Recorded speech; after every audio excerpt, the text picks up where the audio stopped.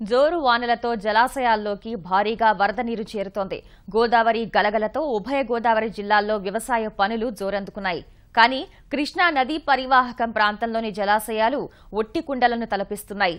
ప్రభుత్వం మాత్రం వాన వరద నీటిని ఉడిసిపట్టడమే తక్షణ కర్తవ్యంగా భావిస్తోంది.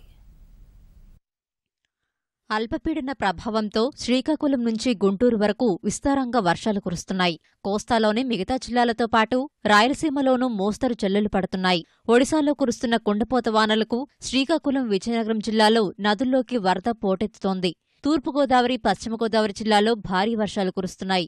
గోదావరి పరివాహక ప్రాంతంలో సాగుకు ఇబ్బంది లేకుండా అధికారులు ముందస్తుగా నీటిని విడుదల చేశారు. కృష్ణా డెల్టా పరిధిలో కాలువలకు పట్టిసీమ నీరు విడుదల చేసి వ్యవసాయ పనులు జోరందుకునేలా ప్రభుత్వం చర్యలు తీసుకుంది. ఈ ఏడాది కోస్తాంధ్ర జిల్లాలో ఖరీఫ్కు ఇబ్బంది ఉండబోదని జలవనరుల శాఖ మంత్రి దేవినేని ఉమా చెబుతున్నారు. గోదావరి ప్రవాహాన్ని పోలవరం రైట్ కెనాల్లో నిలబెట్టి ప్రకాశం బ్యారేజీ 12 అడుగులు 3 టీఎంసీలు చూసుకుంటా దాన్ని బట్టి పంపు మోటార్ ఆన్ చేస్తూ ఉంటారు. ఆ విధంగా కృష్ణా డెల్టాకి ఆల్రెడీ దగ్గర 16 టీఎంసీలు పట్టిసీమ నీళ్లు వదిలితే 15 టీఎంసీలు పైగా ఇవాళ ప్రకాశం బ్యారేజీకి వచ్చాయి. కింద ప్రాంతాలకి నీళ్లు వెళ్తూ ఉన్నాయి.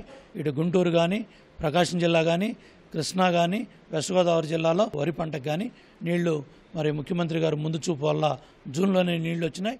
గోదావరి పరివాహక ప్రాంతం నీటితో కలకలలాడుతుంటే కృష్ణా బేసిన్లో అందుకు విరుద్ధమైన పరిస్థితి కనిపిస్తోంది. 2 ఏళ్ల నుంచి కృష్ణా జలాశయాల్లోకి పూర్తిస్థాయి నీరు చేరలేదు. ఈ ఏడాది ఆశాజనకంగా ఉంటుందని అంచనా వేసినా ప్రస్తుత పరిస్థితి ఆందోళన కలిగిస్తోంది. గత ఏడాది ఇదే సమయానికి ఆలమట్టిలో 54.48 టీఎంసీల నీరుంటే ఈ ఏడాది 44.76 టీఎంసీలే ఉండడం కలవరపాటుకు గురిచేస్తోంది. ఆలమట్టిలోకి పెద్దగా ప్రవాహం లేకపోయినా జూరాలలో పరిస్థితి బాగానే ఉంది. ఇది నిండితేనే శ్రీశైలంలోకి నీటిని విడుదల చేస్తారు. ఈ ఏడాది నీటి సంవత్సరం ప్రారంభమై 45 రోజులైనా కేవలం 2 టీఎంసీల నీరే శ్రీశైలంలోకి వచ్చింది.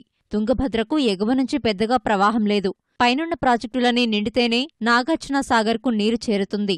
సాగర్కు నీరు చేరితేనే తెలుగు రాష్ట్రాల్లో నీటి కొరత కొంతవరకు తీరుతుందని అధికారులు చెప్తున్నారు. కృష్ణానది పరివాహక ప్రాంతంలో భారీ వర్షాలు కురిస్తేనే ప్రాజెక్టుల్లోకి నీరు చేరి రైతులు సాగుపై దృష్టి సారించే అవకాశముంటుందని ప్రభుత్వం చెప్తోంది.